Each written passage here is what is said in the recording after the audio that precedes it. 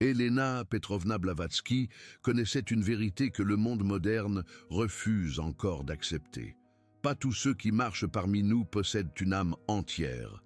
Dans ses manuscrits secrets, bannis il y a 140 ans par les institutions religieuses et scientifiques, elle a méticuleusement documenté les signes qui révèlent une perte de connexion spirituelle fondamentale.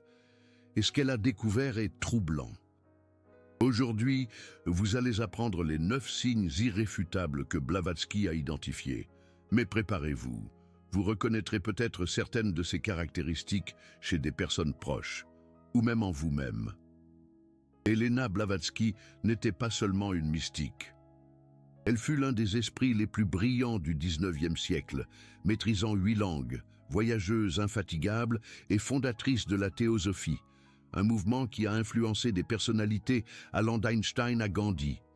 Ses études auprès de maîtres tibétains ont révélé des vérités sur la nature humaine qui ont défié la science et la religion de son époque. Dans La doctrine secrète, elle a écrit « L'âme n'est pas un droit inné, mais une conquête. Et comme toute conquête, elle peut être perdue. » Cette affirmation a provoqué un scandale. Les églises y ont vu de l'hérésie. La science l'a ignorée. Et ses manuscrits sur les signes de l'âme perdue ont été systématiquement supprimés. Mais les enseignements ont survécu. Le premier signe des âmes perdues est l'absence totale d'empathie authentique. Blavatsky a observé que les personnes sans âme développent une capacité troublante. Elles peuvent parfaitement imiter des comportements empathiques, mais sans jamais les ressentir vraiment. Elles pleurent devant les films, consolent leurs amis, disent les mots justes, mais sous cette performance, il y a un vide émotionnel absolu. Le test de Blavatsky était simple. Observez comment la personne réagit à la souffrance des étrangers. Quelqu'un avec une âme ressent une connexion instinctive à la douleur d'autrui. Quelqu'un sans âme ne ressent rien. Le second signe est l'incapacité à une véritable croissance spirituelle. Une âme perdue peut apprendre sur la spiritualité, mais jamais grandir spirituellement, écrivait Blavatsky. Ces personnes fréquentent les temples, lisent les livres sacrés, participent aux rituels. Mais elles restent exactement les mêmes pendant des années, des décennies. Elles accumulent les connaissances spirituelles, comme elles collectionnent des objets extérieurement, sans transformation intérieure. Le troisième signe est l'absence de rêves prophétiques ou d'expériences mystiques. Selon Blavatsky, l'âme est notre antenne vers les dimensions supérieures. Sans elle, la personne est complètement déconnectée du monde spirituel.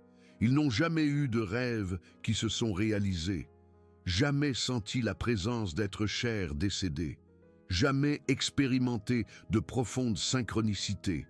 Leur monde est purement matériel, limité aux 5 sens physiques. Le quatrième signe est l'incapacité à une admiration authentique. C'est l'un des signes les plus subtils identifiés par Blavatsky. Les personnes sans âme peuvent feindre l'impression, mais ne ressentent jamais cette admiration profonde qui vient de reconnaître quelque chose de plus grand qu'elle-même. Face à un coucher de soleil grandiose, elles ressentent de l'ennui. Face à une œuvre d'art sublime, de l'indifférence. Face à un acte héroïque, du cynisme. L'admiration authentique exige une âme. Sans elle, tout semble banal, prévisible, sans magie. Et nous arrivons au 5e signe, peut-être le plus troublant de tous. Ici, Blavatsky a révélé quelque chose d'effrayant. Les personnes sans âme deviennent des vampires énergétiques par nécessité. Elles drainent l'énergie vitale des autres pour compenser ce qu'elles ont perdu. Mais elles le font de manière calculée, non instinctive. Elles vous laissent toujours épuisés après les rencontres, créent toujours des drames inutiles, transforment toujours les conversations en monologues sur elles-mêmes. Ce n'est pas de l'égoïsme ordinaire, c'est de la survie. Elles ont littéralement besoin de votre énergie pour fonctionner. Le 6e signe est la relation déconnectée à la mort et à la souffrance. Blavatsky a remarqué que les personnes sans âme ont une froideur troublante face à la mort. Elles ne ressentent pas de peur existentielle, ne remettent pas en question le sens de la vie, ne sont pas véritablement émues par les adieux. Elles traitent la mort comme un problème logistique, non comme un mystère profond. Et cela révèle quelque chose de terrible. Elles n'ont pas conscience qu'il existe quelque chose au-delà de la matière. Le septième signe est l'incapacité d'accéder aux mémoires de vie passée. L'âme est mémoire éternelle, écrivait Blavatsky. Sans âme, il n'y a pas d'accès aux archives akashiques personnelles. Les personnes sans âme n'ont jamais eu de flashbacks inexplicables, jamais ressenti de connexion instantanée avec des lieux ou des personnes, jamais expérimenté de profonds déjà-vus. Leur conscience est limitée à cette unique existence, sans accès aux connaissances accumulées au cours de multiples vies. Et maintenant, nous arrivons aux deux signes les plus dévastateurs. Le huitième signe est l'incapacité à un amour inconditionnel authentique. C'est le signe le plus dévastateur identifié par Blavatsky. Les personnes sans âme peuvent ressentir de la passion, de l'obsession, une dépendance émotionnelle, mais jamais d'amour pur, celui qui ne souhaite que le bien de l'autre sans attente. Tout leur amour est conditionnel, basé sur ce qu'elles reçoivent en retour. Et lorsque ces conditions ne sont pas remplies, l'amour disparaît instantanément. Le neuvième et dernier signe est l'incapacité à un repentir authentique. Le dernier signe est aussi le plus définitif. Les personnes sans âme peuvent ressentir du regret, déplorer les conséquences négatives de leurs actions, mais elles ne ressentent jamais de remords authentiques, la douleur profonde de reconnaître qu'elles ont blessé un autre être. Elles s'excusent pour éviter les problèmes, non parce qu'elles se soucient réellement du dommage causé, mais voici ce que Blavatsky a vraiment découvert et pourquoi ces manuscrits ont été bannis. Les personnes ne naissent pas sans âme. Elles perdent leur âme progressivement par des choix répétés qui privilégient l'ego sur l'esprit, la matière sur le divin, la peur sur l'amour. C'est un processus qui peut durer plusieurs vies et dans la plupart des cas, il est réversible. Blavatsky a consacré les dernières années de sa vie à développer des méthodes pour reconnecter les personnes à leurs âmes perdues. Le premier pas est de reconnaître les signes. Le second est de choisir consciemment un chemin différent. L'âme peut être perdue, écrivait-elle, mais elle peut aussi être retrouvée. Tout dépend de la volonté authentique de transcender l'illusion de la séparation. Si vous avez reconnu certains de ces signes en vous-même, ne désespérez pas. Le simple fait de ressentir de l'inquiétude indique déjà que votre âme est toujours présente, même si elle est affaiblie. Blavatsky a laissé des instructions spécifiques pour renforcer la connexion spirituelle. Méditation quotidienne, service désintéressé, étude de philosophie sacrée et surtout, culture de la compassion authentique pour tous les êtres. Si vous avez reconnu ces signes chez une personne proche, à pratiquer la compassion. Il traverse peut-être l'une des épreuves les plus difficiles qu'une conscience puisse affronter, le chemin du retour vers sa propre âme. Mais l'histoire des enseignements de Blavatsky sur les âmes perdues va bien au-delà de cela. Dans ses journaux intimes, découverts récemment au sein des archives de la Société théosophique, Elena Blavatsky a documenté des cas précis de personnes ayant perdu et retrouvé leur âme entière. Le cas le plus saisissant fut celui d'un banquier londonien, Lord Ashworth. Blavatsky le rencontra en 1882, à l'époque considéré comme l'un des hommes les plus froids et calculateurs d'Angleterre. Il présentait les 9 signes qu'elle avait identifiés. Ashworth consulta Blavatsky non pas par intérêt spirituel, mais parce qu'il était intrigué par ses supposés pouvoirs psychiques et souhaitait la mettre à l'épreuve. Ce qu'il n'attendait pas, c'est qu'elle diagnostiquerait immédiatement son état spirituel avec une précision chirurgicale. Vous avez perdu votre âme il y a 17 ans, lui dit-elle lors de leur première rencontre. C'est lorsque vous avez choisi de ruiner votre associé pour sauver vos propres investissements. Le moment précis où votre lien spirituel fondamental s'est rompu, c'est lorsque vous avez vu votre famille dans la rue demandant de l'aide et que vous n'avez ressenti que de la satisfaction pour votre succès. Ashworth fut estomaqué. C'était exactement ce qui s'était passé, mais il n'avait jamais raconté cette histoire à personne. Blavatsky expliqua que l'âme n'est pas une entité fixe, mais une connexion dynamique avec ce qu'elle appelait le moi supérieur. Cette connexion peut être affaiblie par des actes de cruauté extrême, d'égoïsme systématique ou par ce qu'elle qualifiait de trahison de sa propre conscience. Durant les 3 années qui suivirent, elle travailla avec Ashworth sur un processus qu'elle nommait reconnexion spirituelle. Ce n'était pas une thérapie au sens moderne du terme, mais une combinaison de pratiques spécifiques conçues pour réactiver des capacités spirituelles endormies. La première étape était ce qu'elle appelait le jeûne émotionnel. Ashworth dut cesser complètement de réagir émotionnellement aux situations pendant 40 jours, peu importait ce qui se produisait. Il devait observer ses impulsions sans agir sur elles. La personne sans âme est accro aux réactions automatiques, expliquait Blavatsky. Nous devons briser ces schémas pour créer un espace permettant au retour de l'âme. La deuxième étape était la restitution karmique. Ashworth dut localiser chaque personne qu'il avait lésée au cours de sa carrière et faire des réparations, non seulement financières, mais en se mettant genuinement au service de ces personnes jusqu'à ce qu'elles se sentent pleinement compensées. La troisième étape était la plus difficile, le cultiver de l'admiration. Pendant 6 mois, Ashworth dut passer au moins 1 heure par jour à contempler quelque chose qu'il considérait comme beau ou inspirant, jusqu'à ressentir une admiration authentique.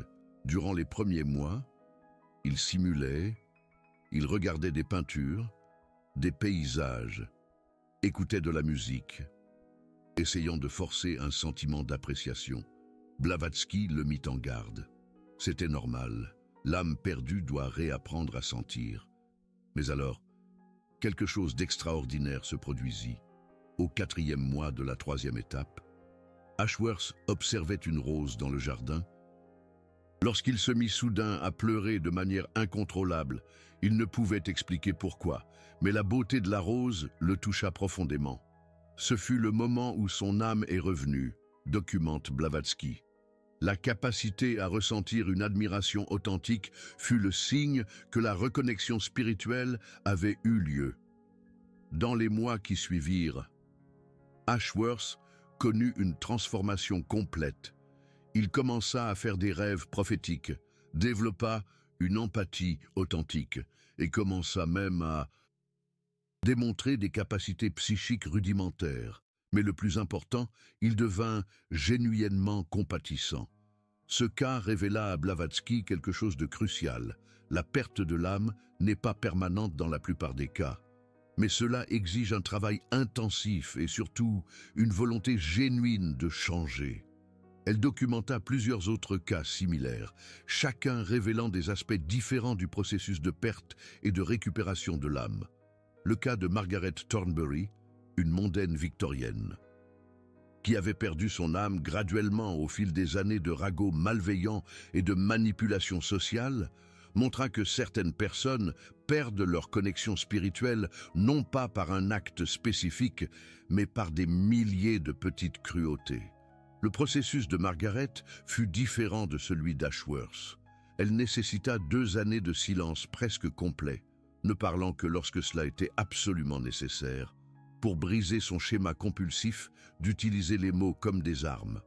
Le cas du docteur Edmund Blackwood, un médecin devenu complètement insensible à la souffrance de ses patients, révéla que certaines professions peuvent accélérer la perte de l'âme si la personne ne développe pas de pratiques spirituelles spécifiques pour maintenir sa compassion active. Blackwood fut guéri grâce à ce que Blavatsky appelait la médecine inverse. Il passa 1 an à soigner gratuitement les plus pauvres de la ville, non seulement en traitant leur corps, mais en se souciant genuinement de leurs histoires personnelles. Ces cas permirent à Blavatsky de développer ce qu'elle appelait la cartographie de la détérioration spirituelle. Elle identifia des étapes spécifiques que traverse une personne lorsqu'elle perd graduellement son âme. La première étape est l'engourdissement de la conscience. La personne commence à ignorer systématiquement les murmures de sa conscience morale, les petites trahisons, les petites cruautés, les petits mensonges deviennent acceptables. La deuxième étape est la solidification de l'ego.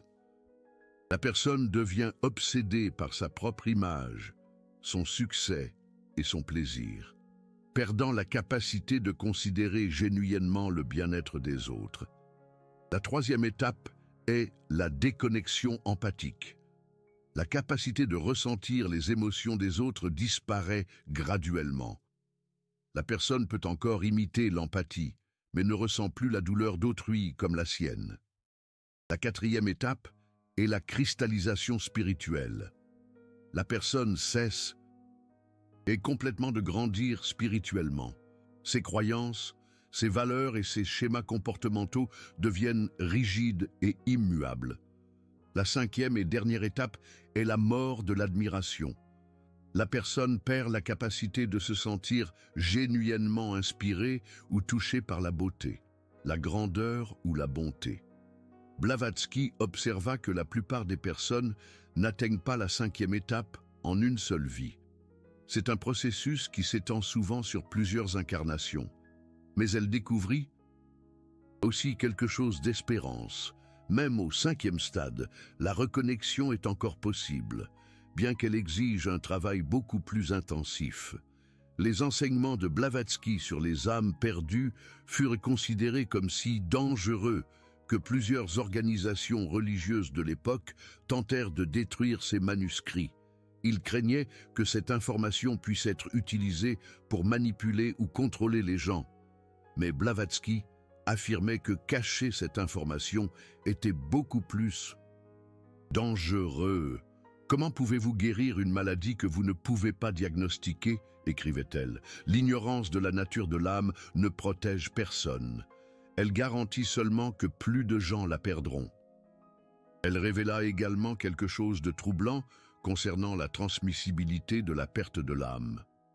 Les personnes sans âme ont tendance à influencer les autres à suivre le même chemin, non pas nécessairement par méchanceté, mais parce que c'est la seule forme d'existence qu'elles connaissent. Un vampire spirituel ne se contente pas de drainer l'énergie. Elle écrivait « Il enseigne graduellement à ses victimes à devenir elles aussi des vampires. C'est comme une infection qui se propage à travers des relations intimes. C'est pourquoi elle a développé ce qu'elle appelait des pratiques de protection de l'âme. Des techniques spécifiques que les personnes spirituellement sensibles devraient utiliser lorsqu'elles sont en contact étroit avec ceux qui ont perdu leur connexion spirituelle. La première pratique était le bouclier empathique conscient. Lorsqu'on interagit avec un être dépourvu d'âme, vous devez consciemment créer une barrière énergétique autour de votre cœur, permettant la compassion, mais empêchant que votre propre énergie vitale ne soit drainée. La seconde était le miroir émotionnel. Au lieu d'absorber les émotions négatives de la personne sans âme, vous réfléchissez consciemment ses propres énergies, la forçant à affronter ce qu'elle projette. La troisième était l'ancrage de l'âme. Pendant et après les interactions avec des individus sans âme, vous devez consciemment vous reconnecter à vos propres pratiques spirituelles, prière, méditation, contemplation de la nature, pour réaffirmer votre propre connexion spirituelle. Helena Blavatsky mettait en garde contre le fait que ces pratiques ne visaient pas à éviter ou à exclure les personnes sans âme, mais à rester spirituellement intègres tout en essayant de les aider. Notre responsabilité n'est pas de juger ou d'abandonner ceux qui ont perdu leur âme, écrivait-elle, c'est de maintenir notre propre lumière allumée afin qu'ils aient quelque chose vers quoi naviguer pour revenir. Mais peut-être la découverte la plus profonde de Blavatsky sur les âmes perdues a été ce qu'elle appelait le but évolutif de cette condition. Elle croyait que certaines âmes choisissent, avant de s'incarner, de vivre l'expérience de perdre et de retrouver leur connexion spirituelle. Non pas comme une punition, mais comme une forme d'apprentissage accéléré sur la nature précieuse de l'âme. Ceux qui ont perdu leur âme et l'ont retrouvée deviennent parmi les plus compatissants et les plus sages d'entre nous, observait-elle. Ils connaissent intimement le ciel et l'enfer de l'expérience humaine.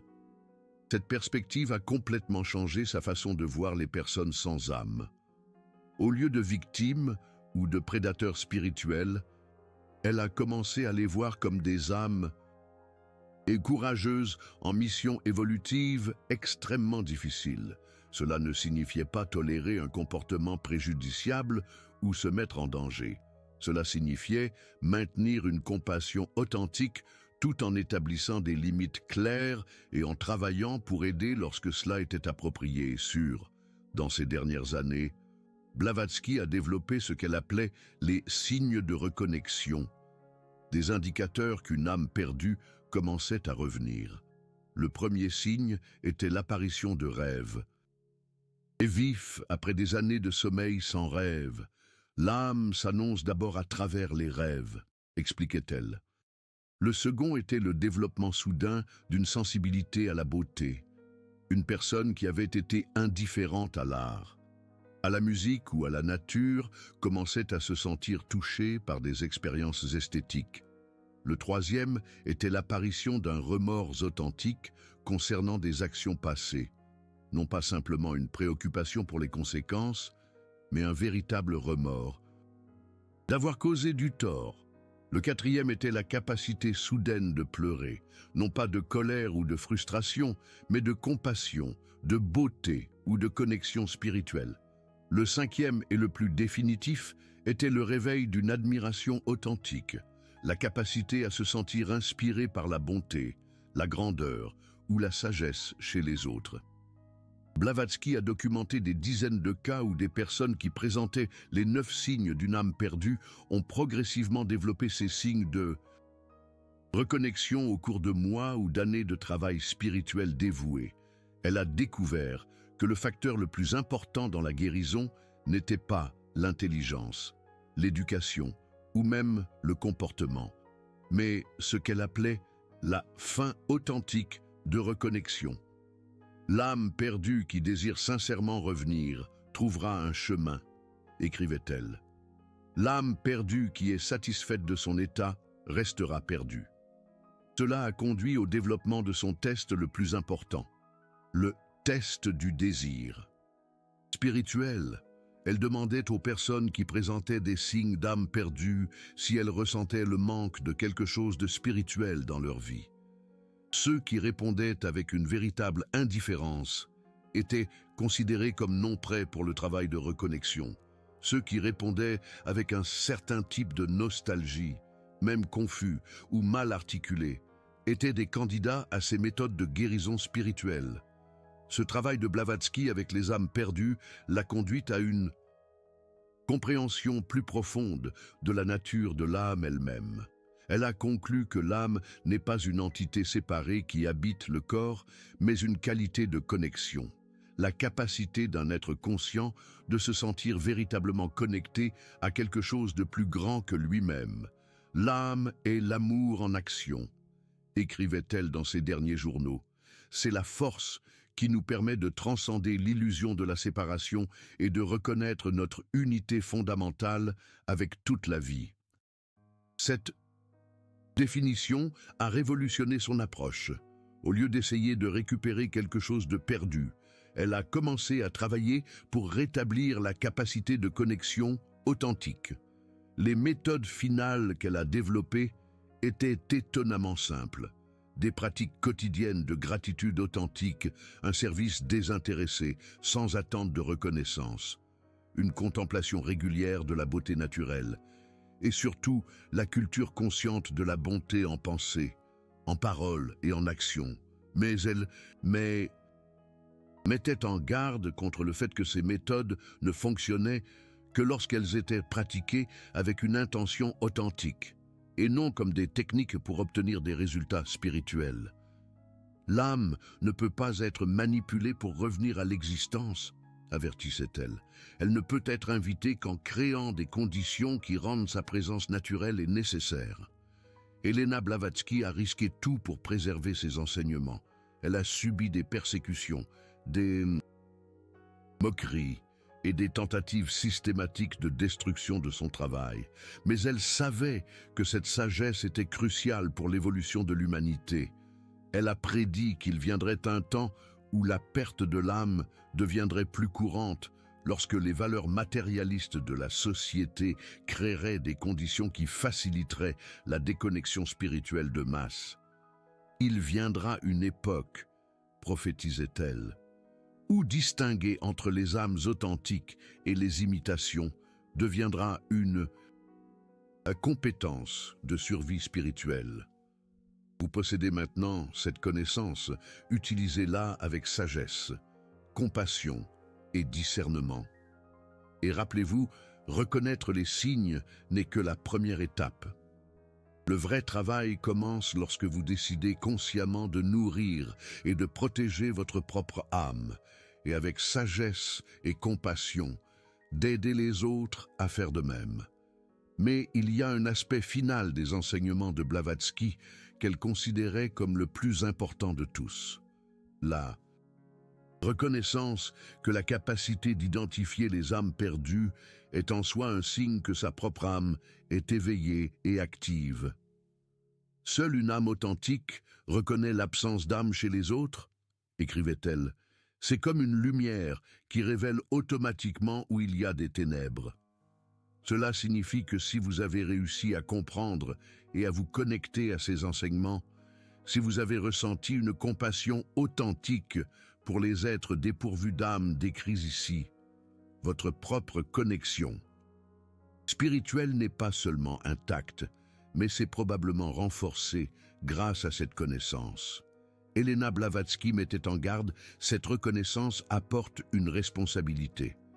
Ceux qui peuvent discerner la différence entre les âmes authentiques et les âmes perdues deviennent automatiquement les gardiens de la lumière spirituelle dans le monde. Il ne suffit pas de protéger sa propre âme, instruisait-elle.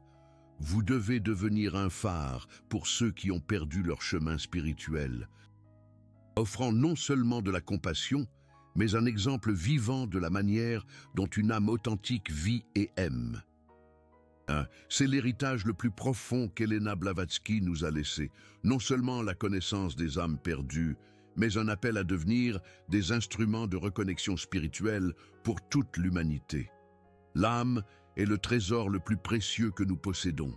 Protéger la vôtre, reconnaître sa présence ou son absence chez les autres, et se dévouer avec compassion à la grande œuvre de reconnexion spirituelle de l'humanité, est peut-être le travail le plus sacré qu'un être humain puisse entreprendre. Que vous utilisiez cette sagesse non pas pour juger, mais pour aimer, non pas pour vous séparer, mais pour servir, non pas pour vous élever, mais pour élever les autres. Car c'est ainsi qu'une âme authentique honore le don de la conscience éveillée, et que les enseignements d'Elena Blavatsky continuent d'illuminer le chemin pour tous ceux qui cherchent à comprendre les mystères les plus profonds de l'expérience humaine et du voyage spirituel. Un voyage parfois obscur, parfois lumineux, mais toujours profondément significatif.